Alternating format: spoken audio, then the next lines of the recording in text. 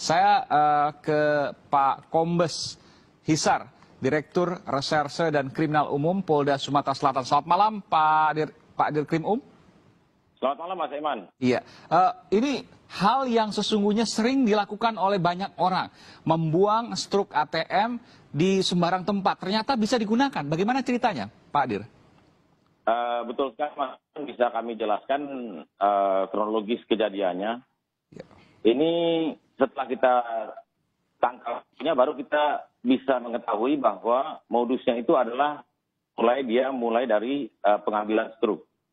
Berawal dari laporan nasabah yang merasa nasabah dari Sumatera Selatan yang komplain ke BPD Sumsel Bubble yang tidak merasa menarik uangnya sejumlah 1,5 juta pada waktu itu.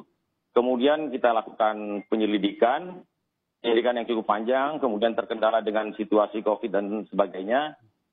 Pada tanggal 11 kita menemui titik terang, kemudian beberapa lalu kita berhasil menangkap dua pelaku yang berperan seperti disampaikan dalam uraian pertama tadi, bahwa satu mencetak rekening dan KTP palsu, satu sebagai yang pencari struk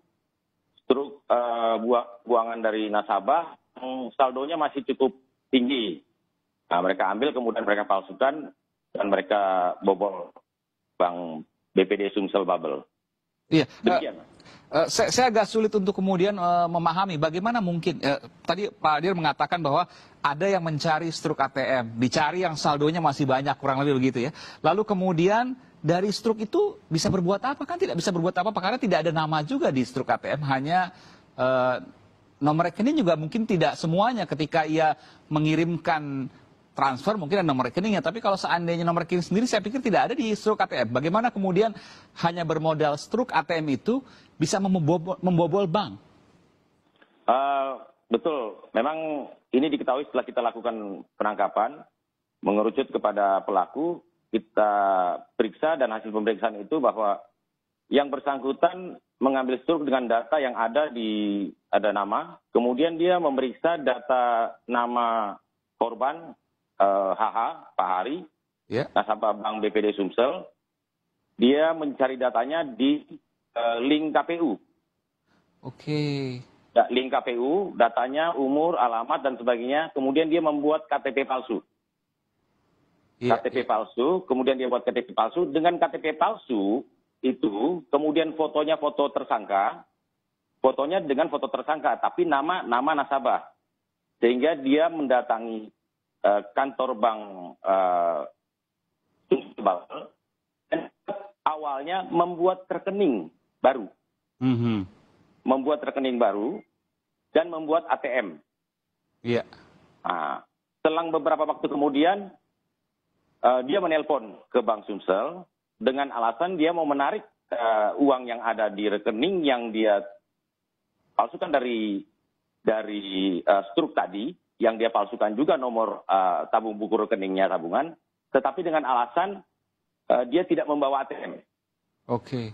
Dari teller yang ada di Sumsel Bubble, bisa nggak saya menarik, memindah bukukan dari buku yang tadinya palsu dengan data palsu yang punya dia, pindah bukukan ke rekening satunya. Tapi yang ATM satunya dia tidak bawa. Nah, kemudian dari petugas bank, oh ya bisa, gitu, mengatakan bisa, kemudian datang dengan buku tabungan dan ATM palsu dengan yang dia bawa dengan foto tersangka. Petugas dari bank BPD Sumsel Bubble jadi percaya meskipun ATM yang satunya tidak ada, karena dia punya ATM yang baru ini, Pak. Di situ kelemahan dari dia punya, dan rekening yang seolah rekening asli dia buka dengan KTP palsu dia itu, fotonya tapi foto tersangka. Kemudian dia pindahkan, transfer ke rekening yang dia bikin itu. Demikian itu.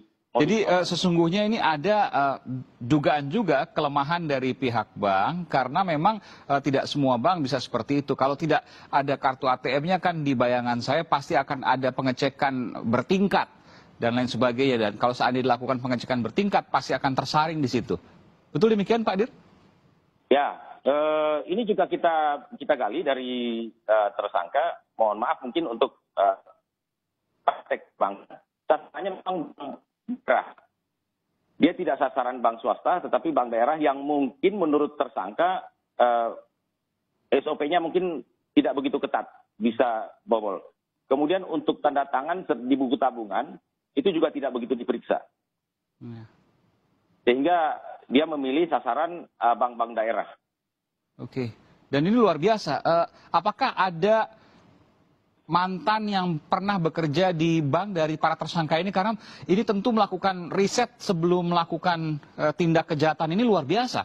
Dia bisa kemudian mengetahui titik-titik mana yang kemudian bisa ia masuki. Karena secara umum kan tidak demikian untuk pengelolaan bank atau verifikasi di bank tersebut.